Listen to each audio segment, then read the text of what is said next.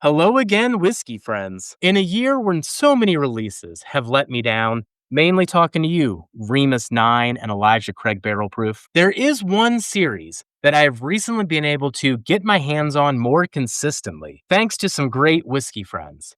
And I am curious if this release is actually getting better over time or if I've got some rose colored glasses on. So, what we're going to be going through today is a blind flight of Stagg, mixing in the 24C, the 25A, and the 25B. And then as a dark horse, I am throwing in the last junior that I have on my bar.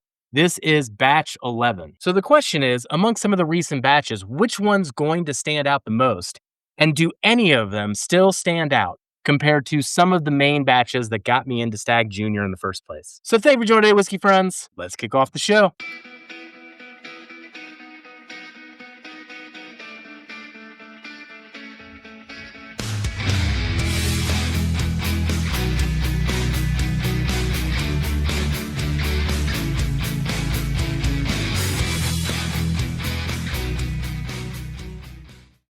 All right. So, got the blind all laid out in front of me here, even pulled out the nice bulb glasses here to really get to explore the nose on these because that could be the differentiator between some of these batches. But as mentioned, I was able to get my hands on 24D, 25A, and 25B of Stagg Jr. I still say in my head, all thanks to Kelsey, Toby, and Darrell. I actually went years without ever seeing Stagg on the shelf until recently when I was able to get now consistently into the series again. Now, I will say on their own, they've been a roller coaster and some of them still not worth the hype of what Stagg Jr. used to be. But 25B has consistently stood out to me as I think a hitter, but I am putting that to the test in this flight to see if I truly love that batch or not. And how does it compare blind to batch 11, which is the last of the Stagg Juniors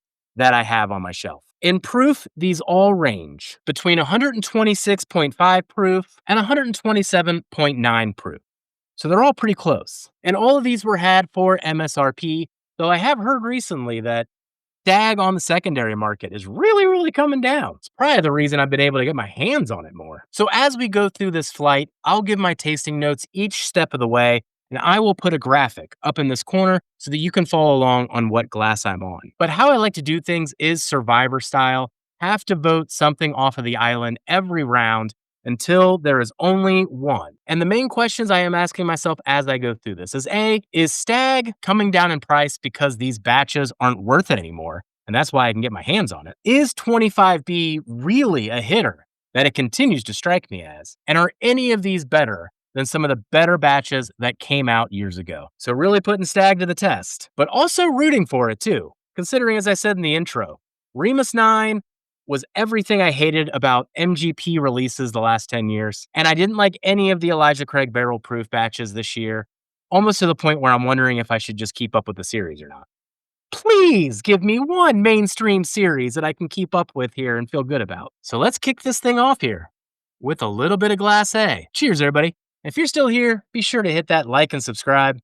Really does help the channel. Man, and getting that lovely Buffalo Trace cherry right off the bat with some great oak behind it. This is going to be some fun. Heavy on the baking spice on this one too. Getting into a little bit of a clove next to that cherry. Drifting into Glass B here. Glass B is a completely different animal. I'm not getting any cherry whatsoever on Glass B.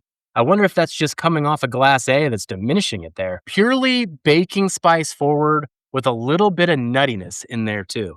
Not something that I typically attribute to Stagg. That nuttiness, to zero in on it, it's almost like an almond paste on the nose. That one's not resonating with me right off the bat. All right, now into C. You know, C's more of the grapiness on the Buffalo Trace spectrum there. So I got a lot of powdered sugar and a lot of grape off of this one. Baking spice and oak is still there, but not as strong and straightforward as it was on Glass A. And then let's go into our last one here. Let's get into D. D and C have a lot of similarities. This one goes more cherry than the grape.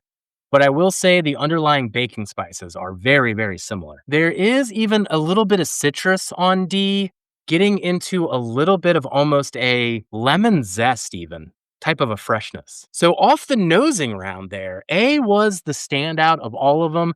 I am intrigued by what was happening on D with that little bit of bright citrus as well. B was definitely my least favorite. And C, while interesting with the grape, it also didn't really have a standout. So, at least off the nose, it does seem to be a game of the polars of this blind flight, with A and D leading the charge. So, now let's get into the taste before we vote one of these off the island. All right. Let's go into A here. Cheers, everybody. In the end, this one's actually kind of interesting because I mentioned the clove on A. I get a little bit of that on the finish. But for the most part, A, from the front of the palate all the way to the finish, just remind me of the inside of a cherry cordial. Bright cherry, bright vanilla cream with these underlying layers of oak and clove. Mouthfeel and finish on A were very good as well. So that was a good lead-off pour. All right, let's go into B here. B is the one that I've got some trepidations about, at least based on the nose. On the taste of B here, I'll tell you what, B finished strong. Initially though, it was this vanilla and almond paste, but it did break through towards the finish on this lovely grape. I'm trying to describe the type of grape though. It wasn't quite like a grape Jolly Rancher. More like a grape now and later, with a little bit of that taffiness built into that, but definitely distinctly grape. And then there continues to be this nuttiness that I typically wouldn't associate with Stagg. That pops up on the finish as well. But I will say B did not turn me off as much as it did on the nose. All right, let's travel into glass C here. Cheers, everybody. C does venture more grapey than it does cherry. It does bounce between the two. Very, very fruit forward compared to the first two. The baking spices on this one are quite diminished, though I am getting quite a bit of oak on the tail end of the finish, almost to the point of being a little drying. Very, very good though. Getting those vanilla creams as well, coming from that inside of a cherry cordial. Lots of similarities between these all the way through thus far. The vanilla though is the main thing that I am feeling on the tail end of this finish. All right. Let's get into glass D here. Very excited about everything that D does from start to finish. The cherry notes are quite lovely, but this is probably the most balanced one of the flight when it comes to the cherry, the vanilla cream mixed with those baking spices. This one does leave a lot of spice on the tip of my tongue, the sides of my tongue, and on the finish all at the same time with all that sweetness and with all that fruit. I would say it also has the longest finish of the four. The cherry and the vanilla are still going on, and I'm still getting some lingering spice as well, almost like a white pepper. So off that first tasting round, I guess the main learning was the distinction between the grape and the cherry and how those two can dance, glass to glass.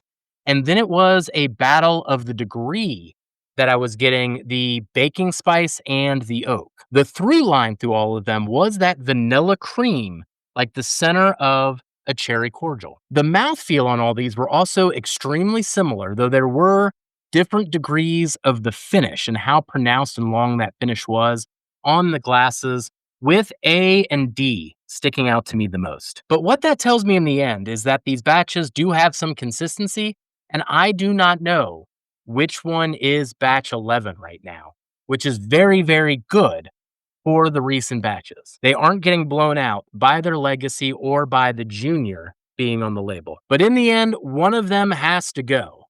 And I think I've narrowed in on my first elimination. And that is going to be Glass B here. So Glass B is the one that had that grapiness on the taste. It didn't have it on the nose. Came off a little bit nutty with a little bit of almond paste coming through rather than just that straight vanilla cream that I'm getting on the others. In terms of the finish, it was probably the flattest as well.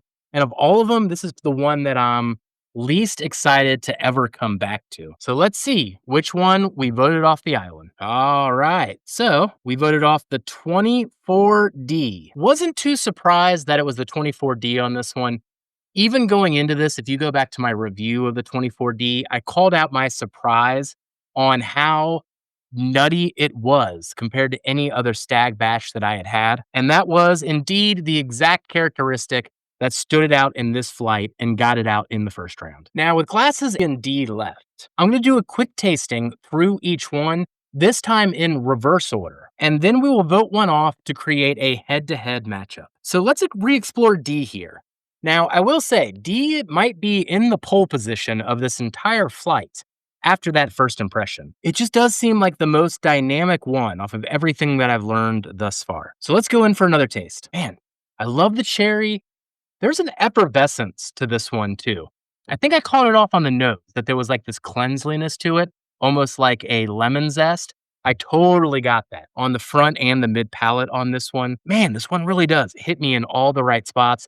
And the finish continues to go on, mainly though with vanilla cream and a little bit of white pepper mixed in with that cherry juice. That continues to go on as well. All right, let's move on to C here. I do feel like C needs to really pull its weight in this reverse order on this tasting. Going in for the sip. Man, I don't know. C pulled some surprise cards on me there. It is still grape compared to cherry, so that's going to be the distinction on C. This was actually more distinct oak than I remember getting on the first round, and got more of it coming off of D than I did coming off of A. Still with the finishing in the same way, with the grape mixed in with that vanilla cream, though the baking spices on C stick out more than just the white pepper that was on D. Man, I do think the reverse order helped out C, though. That's interesting. All right, let's get our next taste of A here. It's always hard being in the pole position of these particular flights, but A was one that really set the bar high at the start with a great first impression. Man, the nose on A coming in this reverse order, there is older whiskey in A. Like there is a more distinct older oak, leather oak coming off this nose right now. Mixed in with that cherry, and there is some other almost like melon-like fruits going on in the nose too. All right, let's see what happens on the taste of this one. Man, this one is more stereotypical Buffalo Trace. The cherry note is the main note. Front palate, mid palate, into the finish. Even straight through to the finish where the finish is fruit dominated the whole time. It does have that underlying layer of a older oak, almost getting into a leather profile, which I definitely didn't get on the other two. Makes me think that A is probably the junior, just based on that description alone. But what's interesting though, I don't know. Compared to the other two glasses, it actually had a weaker front palate initially. I'm going to go in for another sip. Man, it's really good though. It's got some like less dynamic elements than what's going on C and D, but the elements that it does have when it comes to the cherry and it comes to the oak are really knockout punches. Definitely the most fruit forward on the finish, and it lacks those baking spices at the end. All right, it's time to have another elimination, and I am going to go with my gut on this one. I called it at the start. This was all both ends of this flight, and that continued to hold true. So Glass C, you are eliminated, my friend, but man, you put up a heck of a battle there. You were the underdog going into that round, and you almost clawed your way back. So let's see which one we eliminated here. The 25A. Okay, so this is interesting here. So the 25A is gone. So this battle has actually played out in the exact way that I thought it would play out. And I was trying to confirm this. I mean, I really, really like the 25B. I even had a friend, Spencer, give this to me at a holiday party over the break here. And he gave it to me blind, and man, did I love it. And when he told me it was the 25B, I got excited again because getting it again double blind and being just as excited about it as I was on my initial impression. I think it's a standout batch of Stagg. In the head-to-head, it does mean I'm putting it up against. Now, batch 11, in retrospect, if I'm remembering correctly, batch 12 and batch 13 were really of this era. But man, batch 11 was right there as well. I actually bought batch 11, 12, and 13 all at a store in California during a wedding. And that was the last time I got Stagg on my shelf until these recent batches entered the household. I need to take a quick break, but as I do, please listen to this message about some of our dearest whiskey friends in the community, Ethan and Katie, and all the great work they're doing, getting us great coffee and doing some amazing blending in the process. You might hear about Drifting Drams from our barrel picks, but not only do they know whiskey, they know coffee even better. Katie and Ethan are always bringing in the best coffee they can for this community. And if you enjoy coffee or you are curious about getting into good coffee, you need to check out Drifting Drams. Fancy coffee for regular people. So check out their website to support a small business that is passionate about what they produce. And they will forever change the way that you look at coffee. They will indeed. And if you're curious about my own order, just today I put in an order for 2 bags of the cigar blend, a bag of the Guatemala, and a bag of the specialty too. Okay, there is a specialty one that is on their website right now. Low key, the most fruit forward coffee I have ever had. I mean, it's like fruit and floral. I absolutely love the specialty one. Grab that one if you haven't already. All right, so now we got a head to head battle. We got A, we got D. We know we have batch 11 in here, and we know we've got the 25B in here. I am excited that batch 25B is holding up to batch 11 that has been on my shelf for so many years. But we do have to crown one, and we're either going to crown one of the more recent batches or a legacy batch. And that will say a lot to what I think about Stagg going forward. So we're going to reverse the order again. We're going to go from A to D, and then we will crown a winner. All right. Last chance for A. Let's see what it can do. Man, A might have the best nose, though. The oak on A's nose is really hitting me in a good spot tonight. But let's see how it does on the taste. Lovely dark cherry, followed by vanilla cream. Man, that is good, though. Gosh darn. Cherry cordial and oak, though. Cherry cordial and oak. All right, the bar is high, but let's see what D can do. I mean, D's nose is, the more we get into this, distinctly younger whiskey, which is maybe an interesting thing to learn about this. I still think A is batch 11, and I think D is the 25B. And the nose on it is the tell. So there is more of this graininess, I would even say, on D by comparison. But there's also a more dynamic profile with the cherry and a little bit of citrus, more of the baking spice coming through. Still got that vanilla. It's still got that cherry cordial thing as well. It doesn't have that distinct, deeper layer of oak, though. We'll see if that holds that back, though, when we go into the taste here. This is a really tough head-to-head battle here. D going through all the palate has more depth and dynamics to it. The fruit profile does, once again, range between cherry and this nice effervescence going into that vanilla. There is definitely more graininess to it than there is in oak, which makes me think that there's younger stuff in glass D compared to glass A. But then some of that youth translates to this nice spicy layer that is completely lacking on A and that I'm looking for in D. The finish on D2 actually lingers and carries on longer, and it has more depth to it as you sit with it as well. Jumping across those effervescence layers, that white pepper, a little bit of barrel char, and that cherry note is omnipresent there. I don't know. I might be just sealing my own grave here. I know this is a legacy versus recent batch battle, and I think I'm going to take the recent batch as the winner. So we will see if I'm right, but the next one out of the Royal Rumble is going to be Glass A, which I think is batch 11, mainly due to the older oak that I mainly got through this. Oh, there we go. Batch 11. All right. Man, that was a really good pour, though, which makes our winner for this battle. Man, Glass D here kind of stood out the entire time, but the 25B was the winner of this entire flight. And now that I recorded this, I can go back and see some other people's recordings. I know other people have done the 25 series, and I've been avoiding all those videos. But I have been very impressed with 25B every step of the way. I think the thing that I learned from this, though, is it does feel like batch 11 had older whiskey in it. So while I appreciate the blend of the 25B more than I did batch 11, it's still apparent to me that over time, the Stagg has probably gotten younger than what it was with the killer batches a couple years ago. Pure conjecture on my part, but man, you can really tell it on the nose. All right, so there's only one thing left to do for this video. If you're still here, thanks for hanging out with me, but we got to do a little bit of a blend here and see if equal parts of each one will create a monster Stagg batch. So I got about 50-50 of A and D here, and then I'll just have to pour a little bit of C and B because obviously there's more of those samples. So we won't go all the way with that one and we'll only go halfway with this one. All right. Let's see if this blend can play. Man, off the nose, the oak on A does take over, even though it's only about a quarter of this blend. But the one thing that came to mind to me, and you didn't hear me shoot this out across the whole video, there are like these red, white, and blue popsicles. That is what I'm getting on the nose with a little bit of cotton candy too. So it really sweetened up on this blend.